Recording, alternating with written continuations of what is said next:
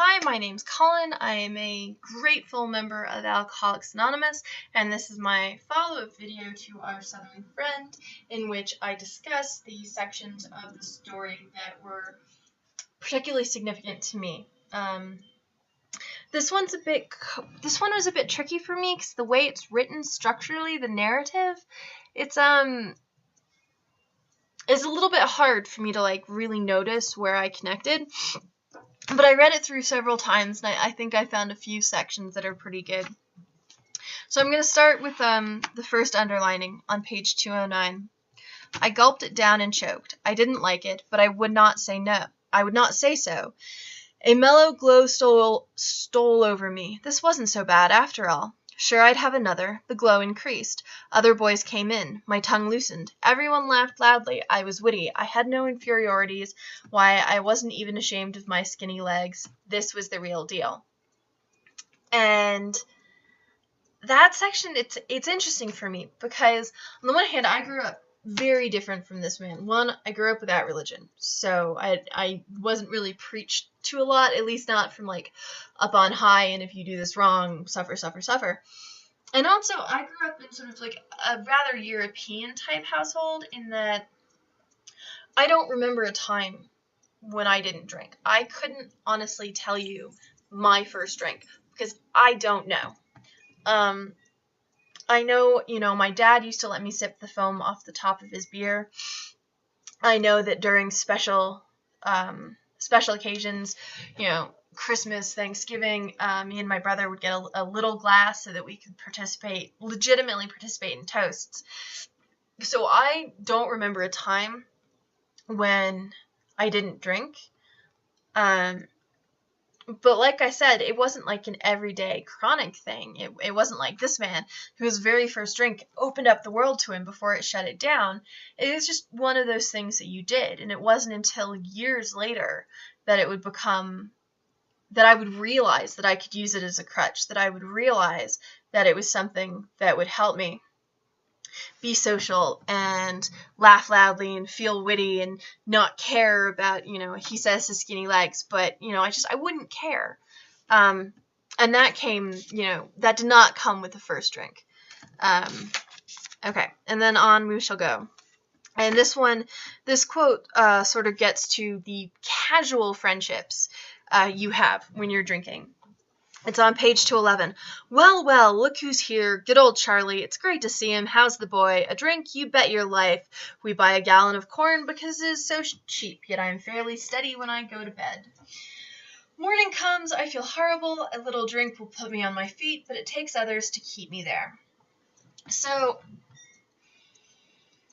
yeah, the thing with this one, right, is it's all about the incredibly casual nature of the connections you have when you're in your disease. Hey, good to see ya. Let's participate in our addiction together. Wah-hey. And that's it. I mean, that's really it. There's an aside of how's your boy, but he doesn't give a fuck. He wants a drinking companion. I didn't really give a fuck about what other people in the bar were saying to me. I mean, I'd listen. I'd make polite conversation, but really, it's just, it felt good to drink and be social, but it was incredibly shallow. Incredibly, incredibly shallow. And then this part I really, really relate to is, he's drunk a lot. And yet he was fairly steady. Yet I am fairly steady when I go to bed. And that was me. I drank alcoholically. I drank a lot. But, I was still walking home from the bar every night. ZYX. Totally fine. Once, twice a year, yeah, I would get, shit-faced, blackout drunk. But that was... And here are the buts. The buts, but I didn't do it every single time. Well, I didn't, but there were sort of two reasons why something like that would happen. Either it was a special occasion, like my birthday, and people would be buying me shots. I'm like, yeah, it's my birthday. God. And the other times I would do it would be when I was feeling more than the usual level of depression. And then I would drink to self-medicate. And because I was more than usually depressed, I needed more of the liquor. But those passed. So generally, yeah, I didn't drink to oblivion. I didn't drink to blackout. I was still fairly steady when I went to bed. And then morning comes. I feel horrible. A little drink will put me on my feet, but it takes others to keep me there. Oh, God's mornings. Looking back on it, I didn't vomit all that often, and my liquor consumption slowly increased throughout the years. But I kind of regret that I didn't vomit more. Like, if by the time I finished drinking, and if I had have drunk that much when I was a teenager, I'd have vomited my guts out. But the thing is, when you vomit, you get it out of your system, or at least some of it you get out of your system. So you don't have the same degree of a hangover as when you don't vomit. Your body's used to it, and you absorb all of it. And I woke up every single morning with a little tweaky headache right there, grumpy because I've had shitty passed out drunken sleep, not good high quality sleep, and nauseous. I couldn't brush my teeth. I legit couldn't brush my teeth without gagging. And my breakfast, shit you not, this is what I ate for breakfast. This was ate for breakfast most mornings, was whatever beer I hadn't finished the night before. Anywhere from like 3/4 to 1 sip of beer from the can that was there when I finally fell asleep. So I would chug that down because, hey, liquid bread. And then I would take, a handful of Advil, Excedrin, and Benadryl and chug that down with a good old swig of whiskey. And that was breakfast. That was breakfast. And and that's just what I needed, to be able to get out of bed and do something.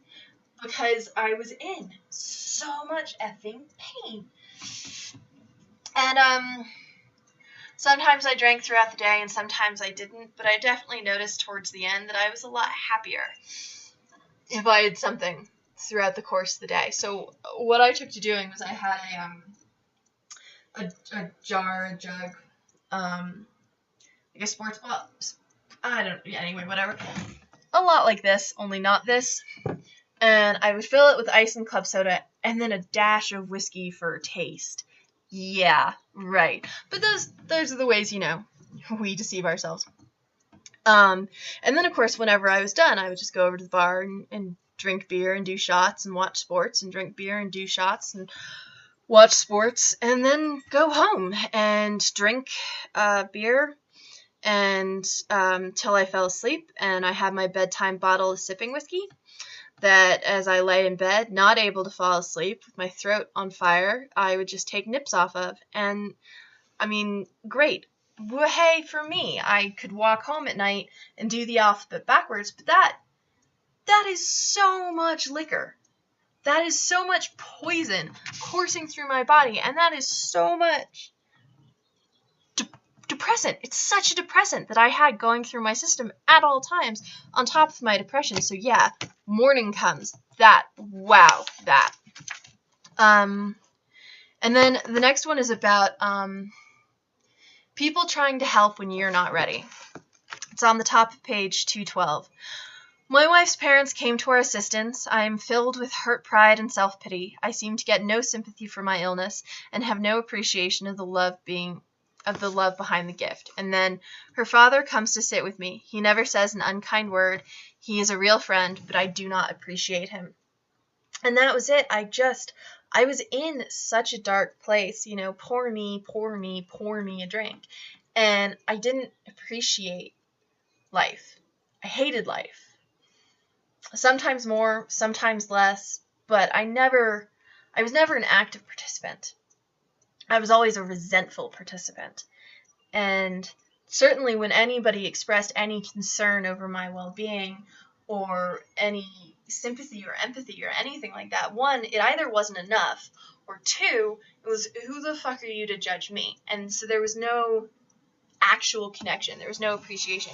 And mad props to my parents, because I know it couldn't have been easy, but they waited patiently for over a decade for me to figure out what I needed to do. And they didn't push, and they didn't prod, and they didn't yell, and they just sat back and let me figure it out for my own self. And hallelujah for that. The next section on page 213, one more foolish idea. I might go out west on a ranch where I couldn't get anything to drink. Yeah, that's never going to work. Where there's a will, there's a way. Where there is a market, there will be a supply. I swear to God, there is no way that if you really want a drink, you're not going to get a drink. I remember scrounging through couch cushions for change to be able to buy a drink. And bear in mind, I'd been living off of like brown rice and hot sauce for several days, and yet I found the money to get beer. Trust me, if you want it bad enough, no amount of geography or space is going to keep you from it. It might for a short time. The moment it becomes even remotely available, you're off and running again. And then the next sentence, I wish I were dead, as I have often wished before. I am too yellow to kill myself. And I wasn't too yellow to kill myself, but I had been raised in such a way to remember, right? That's the tricky thing, remembering. But I always remembered that suicide was the most selfish act I could commit. Because my troubles, well, I don't really believe in God, so my troubles, they'd be over. But the pain I would cause those who loved me, even when I resented them, I knew I would cause them so much pain that it wasn't an option for me. But I wanted it. Oh gosh, I wanted it. I mean, I didn't want it. I pictured it, right? I didn't even really wish I were dead. I'd get these images in my head of me like lying in a bathtub, and one arm slowly dyeing the water red, and the other arm over the lip with blood dripping off my wrists onto the white tiles. And I would just picture this image in my head, but I wouldn't go through with it because it would be selfish. And also, my friend finds this the most relieving part about it. It wasn't that I wouldn't do it because of friends in the world and this is the only shot we get, so you might as well slog through it even if it sucks. No, what reassured her was the fact that I know that the tableau I had in my head, the image I had in my head, would not be how it looked to whoever found me. It would not be pretty. It would not be attractive. It would just look horrible and grisly and like suicide. And it's true. Like the tableau, I know whoever found it, the tableau would not be what I was picturing in my head. And my friend found that oddly reassuring. I guess because it was the one thing that was about me as opposed to my staying alive for others. Anyhoozle, onwards and onwards. Oh, so here we get more into the God stuff again. I told him that I believe in electricity and this is on page 214. I told him that I believe in electricity and other forces of nature, but as for God, if there is one, he has never done anything for me. That right there. I still don't really believe in some like omniscient, omnipresent higher power or a grand plan or scheme or anything like that. But I always used to joke that, if there was a God, I was his own personal soap opera. Or if there was a God, he was pointing his finger and laughing as he smited me. Like, there was a lot of resentment towards this being that, I didn't even really believe existed and still don't. But if he was up there, I was mad at him. So mad at him. And on another vein, if you believe in reincarnation in Buddha, I was so mad at my previous lives. What the fuck had I done in a previous life that I got this life? Crikey. Better to be a cockroach. And I don't feel that way anymore. I'm very comfortable in my current life, and that's amazing just to be able to say out loud. But then he says what I think is really important, because the first question is, can you get behind God? But the second question, also on page 214, then he asks me if I am willing to right all the wrongs I have ever done to anyone, no matter how wrong I thought the others were. Am I willing to be honest with myself about myself and tell someone about myself? And am I willing to think of other people, of their needs, instead of myself, in order to get rid of the drink problem? And that right there, that's AA to me. As a non-religious person, I'd like to think I'm a deeply spiritual person, and I believe in humanism and in the energy of the universe, and you get back what you put out, and all sorts of stuff like that. But as far as, God, not a huge fan. But this right here, this is the meat and potatoes of AA. Am I willing to right all my wrongs? No matter how much I felt I was justified, I was still wrong. I still had a part to play, and I'm willing to correct that. Am I willing to be honest completely honest in everything I do? Am I willing to think of other people first? Am I willing to put other people first and stop being the selfish being that I've been all my life? And yes, I am. I truly, truly am. And that to me is what this program is all about. And I work my way around all the God stuff. That is this program. And that is what I can do, have done, and will continue to do. And then I have on the next page, who are you to say there is no God? And that's the thing. Nobody. I'm nobody to say there is no God. There might be a God. There also might be a Zeus or a Vishnu. I have a tattoo of Artemis on my shoulder. I am less than a grain of sand. Socrates said it best, I think. The only true knowledge is the knowledge that I know nothing. So I am more than willing to admit that there might be a God. I am incredibly doubtful. I mean, like, I'm 99.99% sure that there isn't, but there might be. I'm a human. I can't possibly grasp the whole picture of space and time. So I don't know. I legit don't know. And that's why hardcore atheists won't have me. And that's why I am technically agnostic. But like I said, deeply spiritual, so please don't jump all over that one. And then on page 216, excuse me.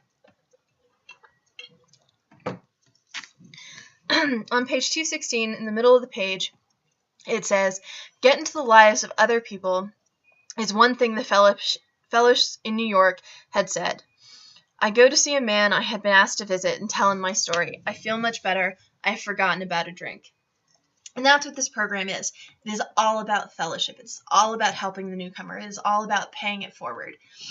Because without good works, it doesn't last. You don't remember why you needed to not drink. You don't remember to turn it over. You don't remember any of the previous steps if you're not actively helping somebody else out. Because what's the best way to learn something? To teach it. And to keep teaching it. And to keep learning. And if you stop, you're done. You're done. So yeah, where he says he went and he helped somebody out. And he talked to them and he told them the truth. And his desire to drink was gone. And that's great. And I try and do that to the best of my abilities. I give my phone number out to people all the time. I don't generally chase them down, but I'm like, hey, if you need somebody to call, give me a call, no problem. And then at the bottom of 216 and then continuing on to 217 is something I struggle with as well. But I have not seen yet that I should do some constructive acts of love without expecting any in return. I shall learn this after some more explosions. Yeah. That's the thing. Because there is a return. The return is my feeling good about myself. The return is my not drinking. There are many, many returns for doing something constructive, constructive acts of love. There are so many returns, but I don't get to be like, hey, did you notice I did this? Please say thank you. Or why aren't you thanking me? Or what the F is your problem? Blah, blah, blah, blah, blah. And like, I like the feedback. Obviously, I like the feedback. Who doesn't like the feedback? But I don't get frustrated when I don't get that positive reinforcement, because I am not doing it for positive reinforcement. I am doing it because it is the right thing to do and because it makes me feel better and it makes the universe better and all that jazz. And if I get praise, then great. If I get something in return, then great. But that is not the point. And I'm constantly struggling with that. I'm constantly expecting heaven's reward and not getting it. Sorry. Heaven's reward is a term I picked up, I think, in my living with depression class, or maybe my living with anxiety class, but it's basically where you're constantly expecting recognition, but you're not asking for it. You're not really putting yourself out there. And so, yeah, you expect it, and then you feel incredibly cheated or slighted or offended or what have you when you don't get the reward you were expecting. But if you just do it for the sake of doing it and don't expect the reward, period, It's so much better. So, no expecting heaven's reward, and definitely, even if you find yourself slipping back into that pattern, do not get pissy or resentful or angry or any of that jazz when you don't get it, because that is not the point. Okay, and finally, the very last sentence of the very last page. I learned that honesty is truth, and that truth shall make us free. Yes, truth is the fundamental underpinning of this program, and it's still difficult for me. I was an incredibly good liar. I lied because it was easy. I lied because it was fun. I lied because it was easier than saying the truth. I lied all the time, just 'cause. And I'm still building those bridges back. I saw my mom a few months ago, and she was like, yeah, you say that, but you're a really good liar. And I'm like, yeah, I know, but I'm in the program now, and, lying is sort of antithetical to AA. And she's like, you think? You say that, but you're a really good liar. And I was just like, oh, God. But that's the thing, right? I'm not doing this for heaven's reward. I'm not being honest, expecting praise from my mother. That will come in time. But I am being honest because that is the only way for me to be able to be a whole, complete human being. Honesty is truth, and truth shall set us free. Free from the bondage of self, free from the bondage of society and everything and anything and all of that anxiety and pressure that pulls me down. Truth, honesty, openness, passing it forward, paying it back. All of this sets me free and makes me happy and able to give back to the world. And that is this program. And that is the final sentence. With that, I'll wrap it up. There's a lot of religious elements in here where he does discover God and he figures out how to pray. And I know a lot of people take that from this particular chapter. But as I said, I haven't discovered God yet. So I found other ways to relate to him in this story. And feel free to comment as much as you want about your epiphanies or spiritual awakenings or religion or not, as the case may be. But remember to be courteous, kind, and forgiving. Anything negative is going to be deleted because this needs to be a safe space. Thank y'all for your time.